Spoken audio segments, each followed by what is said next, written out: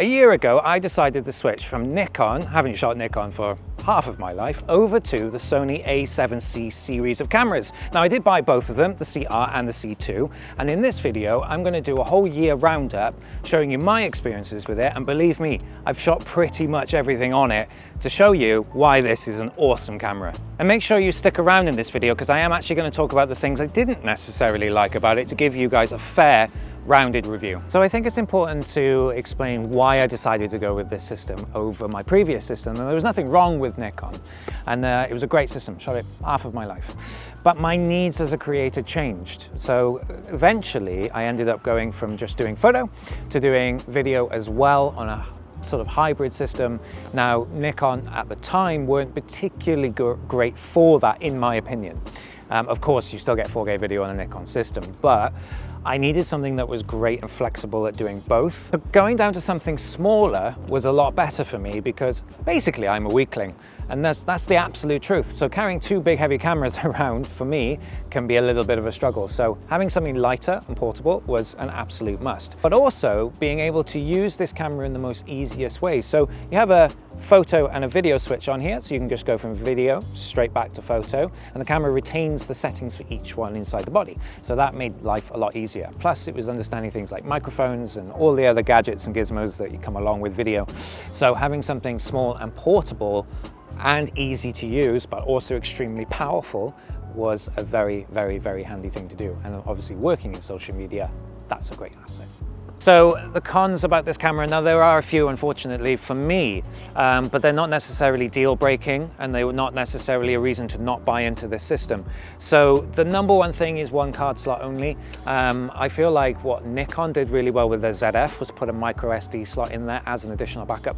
I think having just something in here would be more useful, but I also feel like it could get away with being a dual SD slot. I think there's plenty of space in there for it and still keeping it compact. The other thing is the hot shoe. So what I found is that the pass-through audio, which is the little metal bits at the back of the hot shoe, are quite fragile and they tend to break quite often. So I have actually broken mine on the a7cr.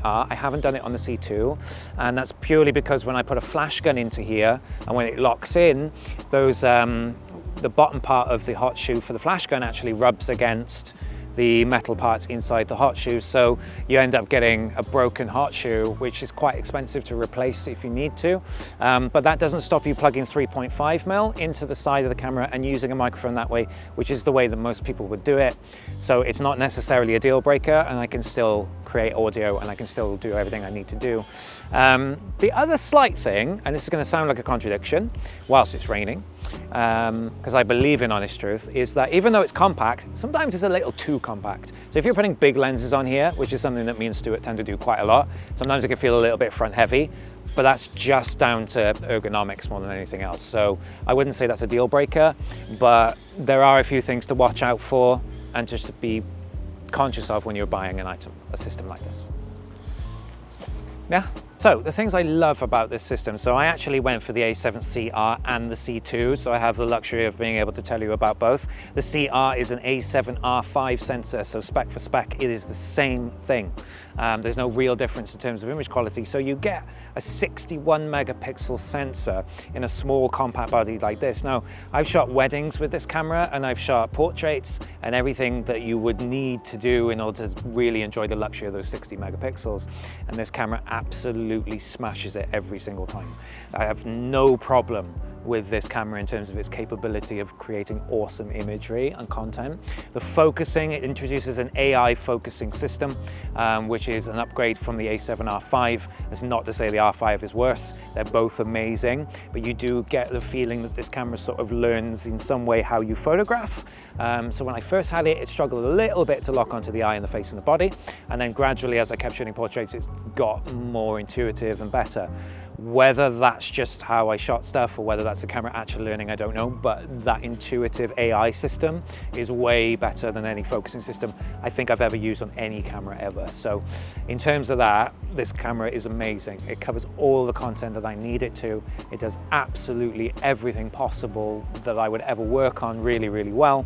And it works with all the accessories, microphones and everything. So it is just awesome. Generally speaking, if you're looking for a camera that does everything you need it to do, if you're like me where you shoot lots of different stuff, this is a great system for that purpose. The C2 is the same. Overall, I was really impressed with the capabilities of this camera, having the high image quality. Is it the best photo camera in the world? Probably not. Is it the best video camera in the world? No. But is it enough for what I'm doing as a content creator? The answer is absolutely yes. It is one of the best cameras I think I've ever used. As a hybrid camera, amazing. So my advice and my feedback to Sony, so I hope the Sony team are listening. Hello, if you are.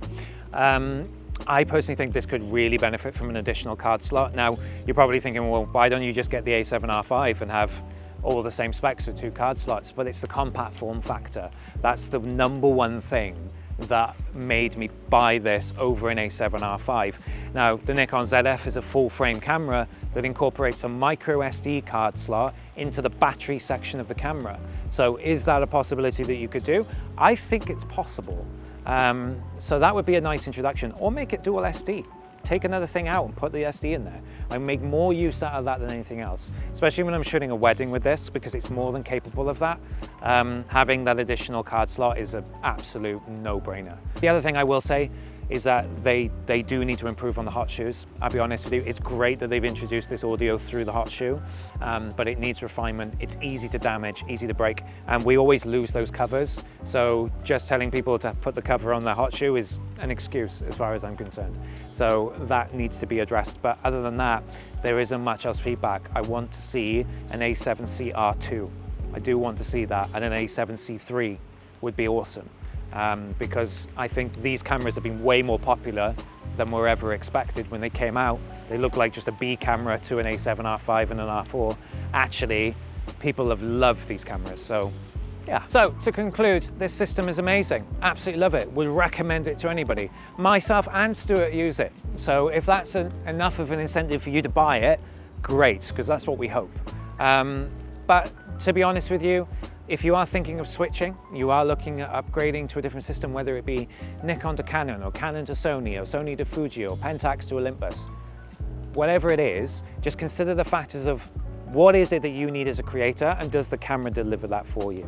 Now, hopefully that's a decent roundup for this entire video. So if you like this video, don't forget to like, comment down below, follow us, subscribe. We're on YouTube, Instagram, Facebook, and everything you could possibly think of as @Camera Centre UK. So do stick around, do watch the rest of our content, and thanks for watching.